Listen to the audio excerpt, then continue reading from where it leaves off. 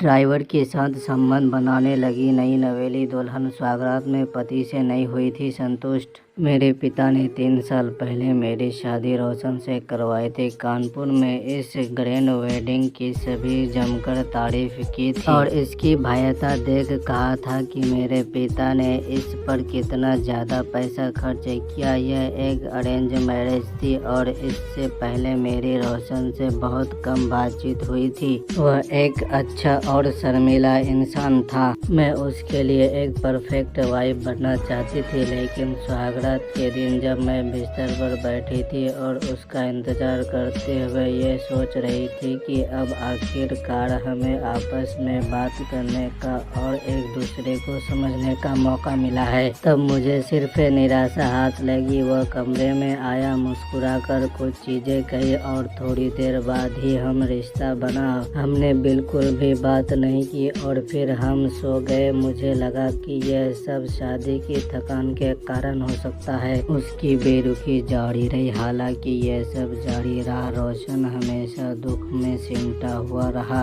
हम भले ही नवविवाहित थे, लेकिन फिर भी वह मेरे लिए बहुत कम समय निकालता था। मैंने दूसरे कपल्स को हनीमून पर जाते हुए देखा है, लेकिन मैं और रोशन इसकी जगह दिल्ली शिफ्ट हो गए ताकि काम पर जाने में आसानी हो। यहाँ पर हमारे पास एक बड़ा विशाला था और उसमें कुछ नौकर। वह सब बहुत प्यारे और नम्र थे। उन्होंने कभी भी मुझे घर से दूर रहने का एहसास नहीं होने दिया, पर रोशन के लिए ऐसा नहीं कहा जा सकता। मैं उसके प्यार के लिए तड़पती रही क्योंकि वह कभी भी इसे जाहिर नहीं करता था। वह हमेशा रूखा, सख्त और नाराज सा लगता था। अपनी पत्नी तक से वह भावनाएं जाहिर नहीं कर पाता था। उसके सहारे के बगैर मेरे लिए इस नई जिंदगी और शहर में एडजस्ट होना मुश्किल हो गया। पति ने मेरी कमी निकालना शुरू कर दी। तभी मेरी सुशील से मुलाकात हुई। कई महीने बीत गए, लेकिन रोशन नहीं बदला। इसकी जगह वह मेरी पसंद और व्यक्तित्व की आलोचना करने लगा।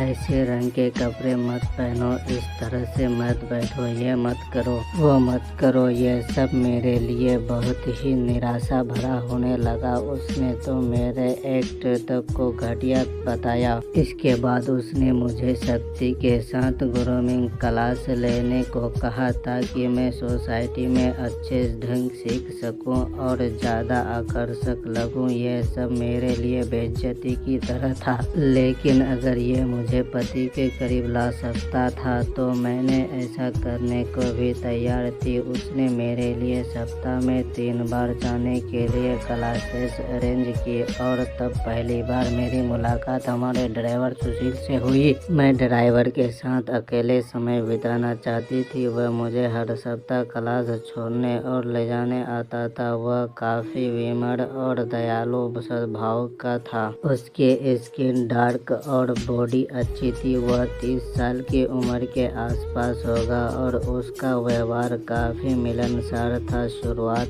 से ही उसने मुझे काफी अकेला महसूस नहीं होने दिया। क्लास जाने के दौरान हम कई चीजों पर बात करते थे, जो मेरे लिए दिन में सबसे अच्छा अनुभव होता था। मैं इंतजार करने लगी थी कि कब मैं उसके साथ क्लास जाया करूंगी। वह मुझे इतना सहज महसूस करवाया था कि मैं उसके सामने हंसने से भी नहीं शर्माती थी। एक दिन मैंने सफेद सलवार कमीज पहनी और मुझे देखते ही वह खुश हो गया और कहा, मैडम जी, आज आप सूरज की तरह चमक रही हो। मैं ये सुनकर हंसी दी और कार में बैठ गई। अंदर ही अंदर मैं बहुत खुश थी। आखिरकार कोई तो था जो मेरी तारीफ कर रहा था। मेरे पति ने नहीं, बल्कि ड्राइवर ने मुझे एहसास करवाया कि मैं खूबसूरत हूँ और इसी दिन मुझे उससे प्यार हो गया। पति को पता चलेगा तो क्या होगा। मैं उसके साथ अकेले रहने के बहाने ढूंढने लगी। मैंने उसे कई बार साथ चाय पीने बुलाया तो, लेकिन वह मना कर देता। एक दिन वह माना तो मैंने बाकी हाउस हेल्प